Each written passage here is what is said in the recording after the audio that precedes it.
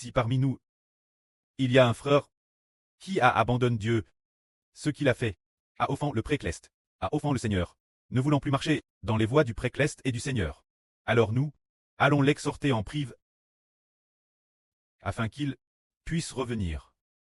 S'il apche, amenez-le aussi, pour le ramener au précleste et au Seigneur, et aussi au frère Hébert, s'il le veut bien. S'il accepte le frère Hbert, s'il veut au nom du Seigneur Jésus-Christ, prier et confesser ses péchés, et ainsi revenir de tout son cœur. Alors en faisant cela, nous aurons sauvé ce frère, pour qu'il ne prise pas. Mais si, quand une seule personne l'exhorte, il ne scoute pas, alors emmenez un ou deux autres frères avec lui, pour l'exhorter ensemble, pour lui faire réaliser qu'il a commis une faute, et s'il veut encore continuer à revenir vers Dieu, continuer à revenir sous le nom du précleste et du Seigneur. Ainsi, nous aurons sauvé le frère. Mais si 2 ou 3 frères l'exhortent, et qu'ils ne scoutent toujours pas, alors il faut le dire aux anciens de l'assemble. Les anciens de l'assemble, en l'exhortant, le ramèneront vers Dieu, pour ne pas abandonner le précleste et le Seigneur, s'ils ne scoutent toujours pas. Il est dit, si les anciens de l'assemble l'ont aussi exhorté, et qu'il veut toujours quitter le Seigneur, quitter le précleste, alors le Seigneur dit, si c'est ainsi, considérez-le comme un païen et un collecteur d'impôts, ce qui signifie que, si les anciens de l'assemble l'exhortent, et qu'ils ne scoutent pas non plus, alors considérez-le comme un incroyant. Et laissez-le d'abord partir. C'est ce que cela veut dire. Alors pourquoi le Seigneur dit-il ici, plusieurs reprises, d'envoyer plusieurs reprises différentes personnes, pour l'exhorter? La première fois, c'est une personne seule avec lui, pour l'exhorter, s'il apche, qu'il a abandonné la voie de Dieu et du Seigneur. Alors en l'exhortant, s'il revient, on aura sauvé ce frère, s'il n'écoute pas. Alors amenez 2 ou 3 frères, pour l'exhorter.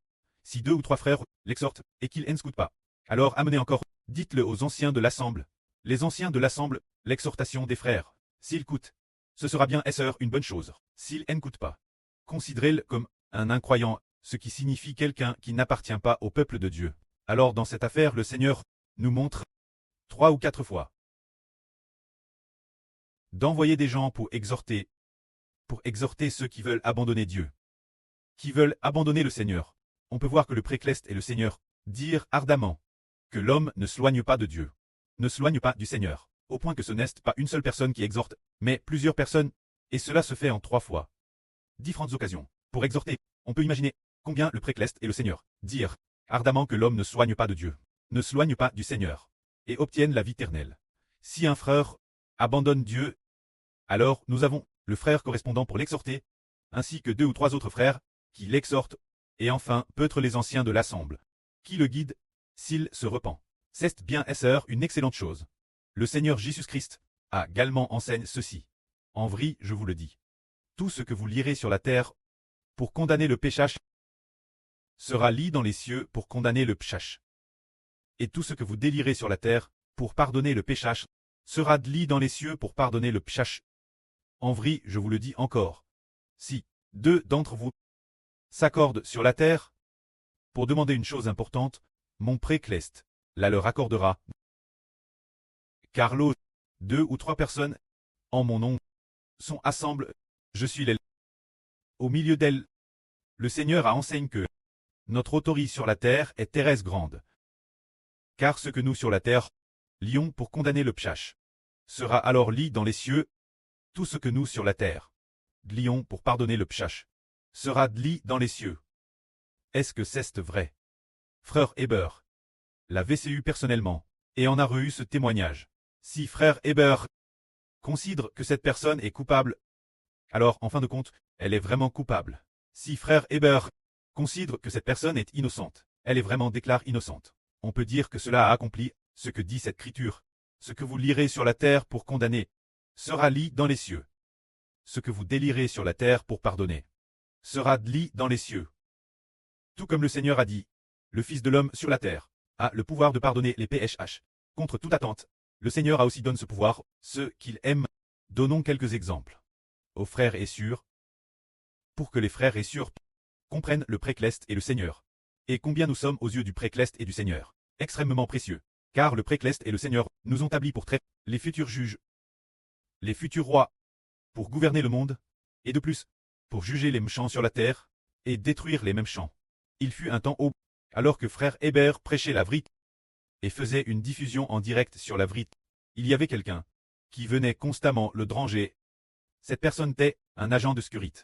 Il est venu probablement 3 ou 4 fois, chasser librement frère Hébert. Les autres agents de sécurité n'y prêtaient pas attention. Les autres agents de sécurité, voyant le frère Hébert faire son direct, ils souriaient simplement.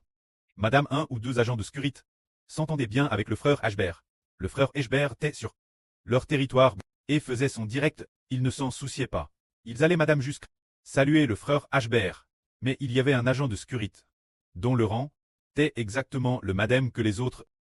Chaque fois qu'il voyait le frère Hébert, il le chassait, ne permettant pas au frère Hébert de faire son direct cet endroit, et lui disait madame, pars du centre sportif de cet endroit.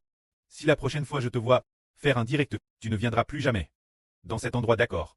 C'est ce qu'il disait au frère Hébert. Une fois madame, en voyant le frère Hébert en direct, il a voulu frapper le frère Hébert. Alors le frère Hébert lui a demandé, mon ami, tu me rends les choses si difficiles. N'as-tu pas peur de Dieu? Il a juste fume, puis a serré les poings. C'était un ancien soldat. PRT frappait le frère Hébert. Il n'arrêtait pas de dire oust, oust, oust, oust, on a, pars d'ici, pars d'ici. Il continuait sans cesse, chasser le frère Hébert. Puis une fois, le frère Hébert était dans un endroit plus discret.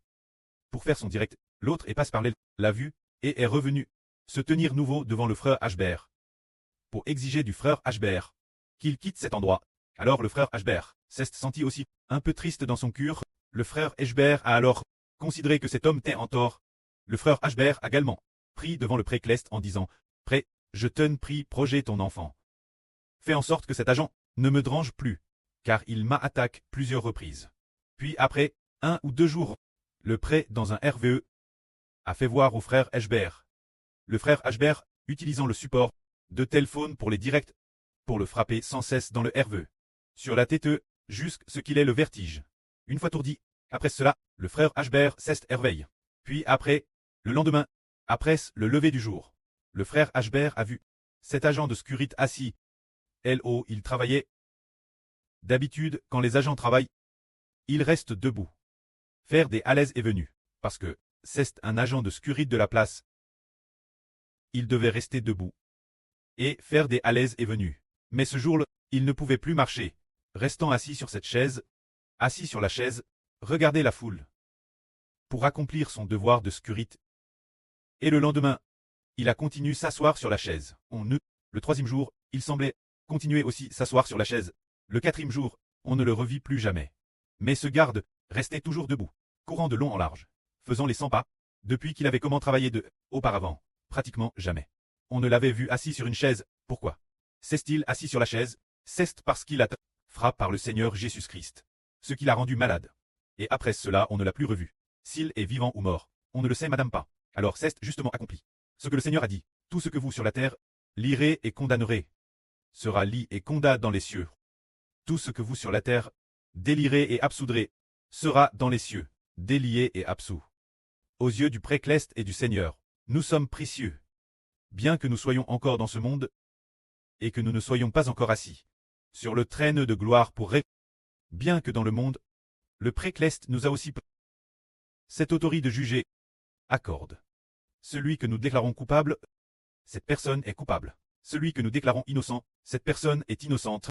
Alors allons-nous facilement considérer quelqu'un comme coupable? Non. Si cela peut être pardonné, tout sera entièrement pardonné. Mais si cette personne fait le mal à un tel point, dans notre esprit, nous la considérons comme coupable. Dans notre esprit, nous considérons que cette personne est coupable, alors le précleste et le Seigneur regarderont, et c'est bien ainsi. Ainsi, cette personne est coupable devant le précleste. Nous sommes extrêmement précieux. Extrêmement précieux. Alors si 2 ou 3 d'entre nous frères et sœurs prions au nom du Seigneur pour demander quoi que ce soit, le précleste nous l'accordera, comme le Seigneur a dit, car 2 ou 3 personnes sont assemblées en mon nom. Je suis au milieu d'elles. Le Saint-Esprit du pré a dit Hébert, frère Hébert sur Jaoan, sur Rebecca, 3 frères et sœurs ensemble. Si vous demandez quelque chose d'un commun accord dans la prière, le précleste l'accomplira. Le pré a ainsi, explicitement, Le Saint-Esprit a dit, le Saint-Esprit a explicitement dit cela.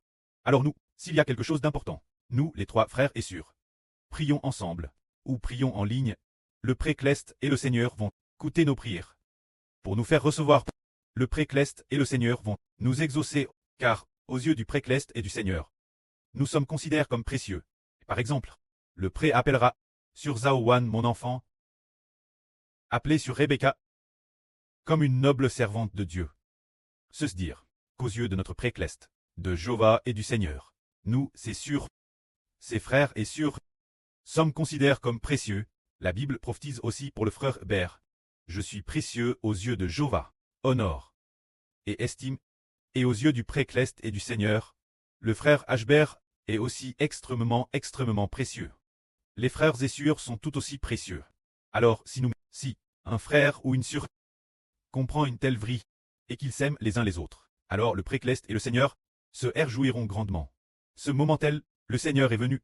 Pierre est venu demander au Seigneur, « Seigneur, si mon frère pêche contre moi, combien de fois dois-je lui pardonner? Combien de fois?